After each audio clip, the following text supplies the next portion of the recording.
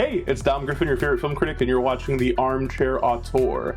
This is an ongoing video series we do where we talk about new movies, old movies, screenplay analysis, television series reviews, that sort of thing. So if you like movies and you like movie-adjacent popular culture, and you like to see somebody pick those things apart, well, you are in the right place and you should consider subscribing.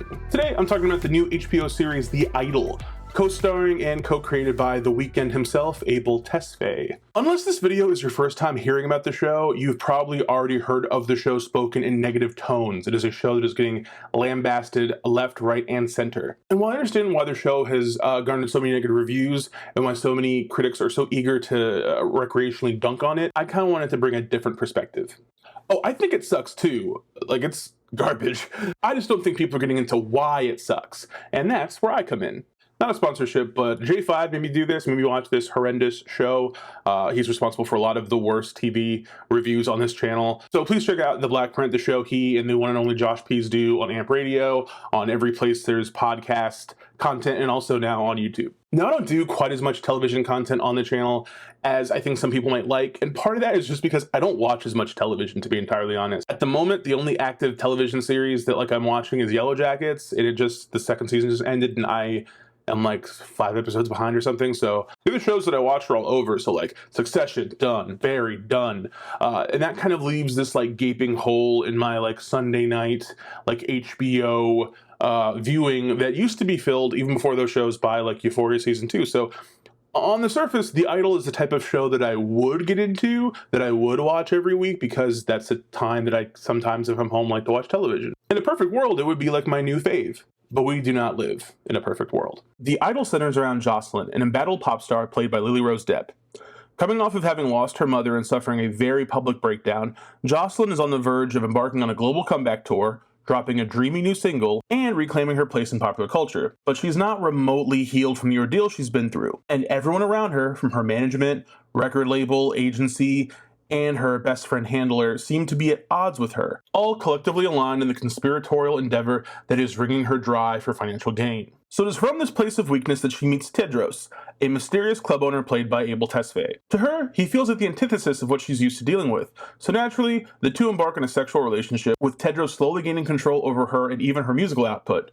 But all is not what it seems about this seedy customer. Now, if that does not sound like the show that was originally announced and we all found out that The Weeknd was getting his own HBO TV show, it's because it's not. The show originally had a different showrunner and was entirely directed by Amy Seimetz, who previously helmed the Champagne Poppy episode of Atlanta, Star's Girlfriend Experience series, and the film She Dies Tomorrow, which more of you should seek out. But basically, she was set up for failure from the start, with an inexperienced showrunner, a lesser production budget than most HBO shows get, and The Weeknd wanting to move away from the vision of the show she had. So 80% of the 6-episode run got completely trashed. The original series was supposed to be about a pop star who gets seduced in being part of a cult, and Abel was supposed to play the cult leader, and it was supposed to be a broader satire on Hollywood and the music industry and stuff like that. But there's all these problems with the script finale and stuff, so they ended up just getting rid of her.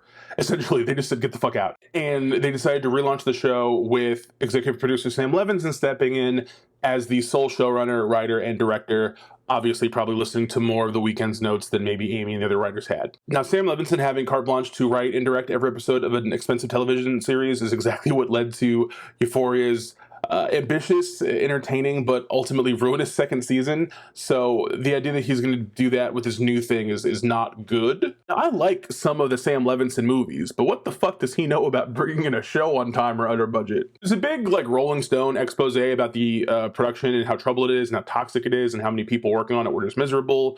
It's very similar to the stories that were coming out of Euphoria season 2. I'll link that below. I don't really want to get into all the details, but it sounds like hell, basically. And unlike most stories of really bad onset abuse throughout the history of the producing of moving pictures, it doesn't even seem like all of this terror was for anything good. The original show was supposed to be about a cult leader and a cult, but now this new iteration of Tedros is basically Abel playing a sleazy con artist who's in over his head and trying to bleed this woman dry of money. And you may be thinking to yourself, well, what's the difference? And to that I say the first one sounds interesting and this one is not. A strong narrative is formed around the fact that the show is now indulging in the worst instincts of its dual auteurs. Sam Levinson, with what some consider to be a troubling preoccupation with the flesh of young women, and The Weeknd with, well, I suppose the same, only more so. It's particularly frustrating that Sam Levinson, a medium talent writer with a slightly above average eye for woozy, drugged out visuals, is essentially getting to do whatever the hell he wants at a network owned by the guy who so gleefully deleted tons of less expensive content off the streamer servers last year. But I don't know, maybe letting this particular Nepo baby have his way is better for the culture, given how badly others of his failson ilk have fared without the sweet teat of the spotlight to suckle on. Fuck you! Bruce Wayne. There's a lot to be said about how most of the changes that Levinson and Tesfaye made to the show to get the iteration that's out now were largely what I think to be awful and bad. I mean, not having seen Amy's version, but just like you can kind of tell these things are negative. Chief among them, the decision to let almost all the original actors go other than like Depp and to replace them all with a social experiment I like to call stunt casting gone wild, where the likes of Troye Sivan, Hari Nef, Dan Levy, Rachel Sennett, Hank Azaria, Eli Roth, and Jennie from Blackpink just sort of mill around, taking up space and not doing much of anything like they're in some postmodern remake of Michael Jackson's Liberian Girl video. You might even say, maybe that's the point. What if it's supposed to be commentary on the fact that in a rich person's life, there's always a lot of hanger-ons just hanging around the periphery and judging them and trying to take money from them and exploit them.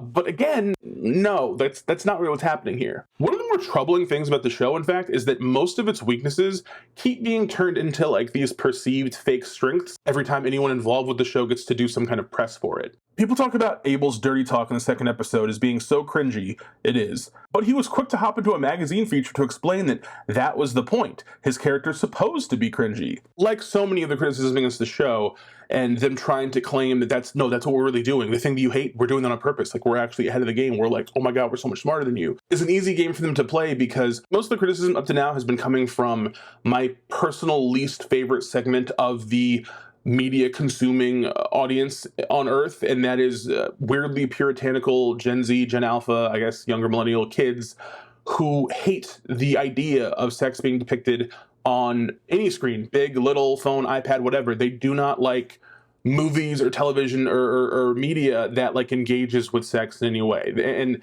I know that like they have their reasons, and in the micro in some of these instances, like they are trying to fight back against some like bad exploitative things in the industry. So like, sure. But on the macro, they've essentially turned into people who are like accidentally trying to bring the Hays Code back. And it's kind of embarrassing. But the issue is not that The Idol is like a deeply horny show that like shows boobies and sex and people say cock and stuff. Like, that's not the main thing that's wrong with the show. It's that it's a bad show doing those things. Okay, like Amy, her show probably also dealt with similar, edgy things, but probably not in the kind of boring edgelord way that Sam Levinson does. And you can take a show that is about this concept that features sex between consenting adults or whatever, or non-consenting adults, if that's what the story is calling for in some, logical, earnest, not creepy way, whatever. There's a whole spectrum of things to explore with depicting those things on screen. And better writers and directors could have taken this premise, this setting, these themes, these ideas, and made something compelling out of them. It's just that these people didn't. Now, well, I could probably make a much longer version of this video where I nitpick every element of the writing that I don't like, or I can make a lot of really funny, easy gags about how the show is directed like a bad porno. Like, all of these just like layups. I could do that, but I don't really want to.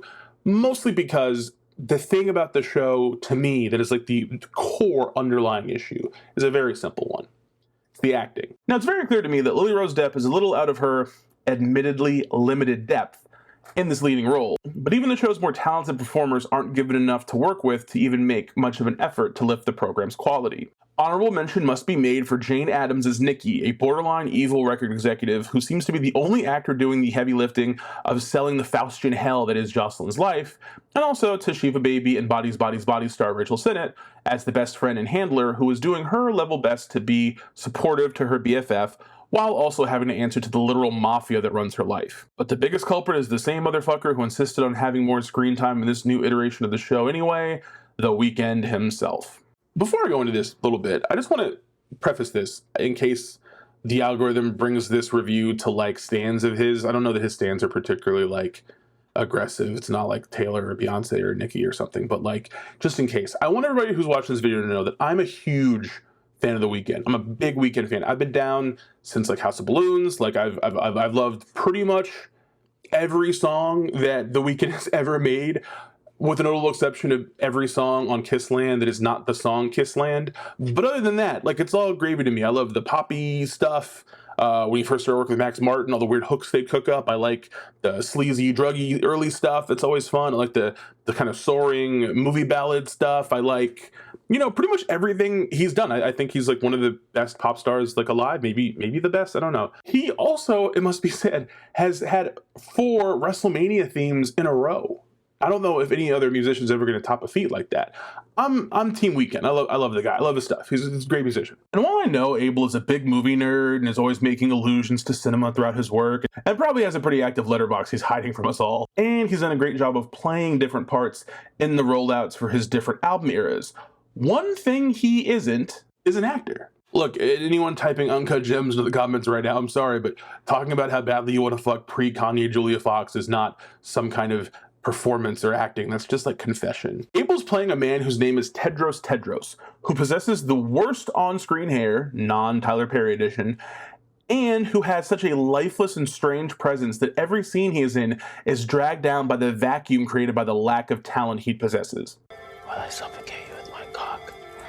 Now, if he wants to continue insisting that all of these things that we criticize about his performance are actually like galaxy brain core foundations of the character he's building, that's cool. He can pretend like that. There's nothing wrong with lying, but there's nothing compelling about Tedros to make his character, his relationship with Jocelyn, his presence in the show, whatever mysterious thing is going on with his people, any of that interesting or compelling or fascinating even. Like, it's just a thing that is happening. And that, I think, is why people are grappling onto all these other things about the show, like, oh, like this creepy sex thing, or oh, they're focusing on this thing, or it's gross, it's weird, is that there's nothing else about the show to grab onto.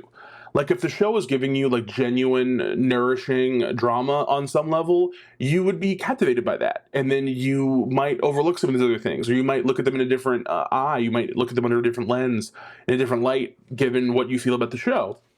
But because there's just no there's just no real substance, the actual style is not enough to be entertaining, there's nothing but the idea of this show, it becomes a lot easier to just nitpick about all the side shit and not focus on the core meat. On a very basic level, this is a show that says it's about certain things, but that doesn't do anything with those ideas. This is a 6-episode television series that 2 episodes in, I am absolutely positive could be condensed into like a 15-minute short film that could be bundled with The Weeknd's next album. Like, I can literally in my mind see the little MOV file on Apple Music next to the album cover and shit. Like, you know what I mean? Like, it's so obviously like what this should have been.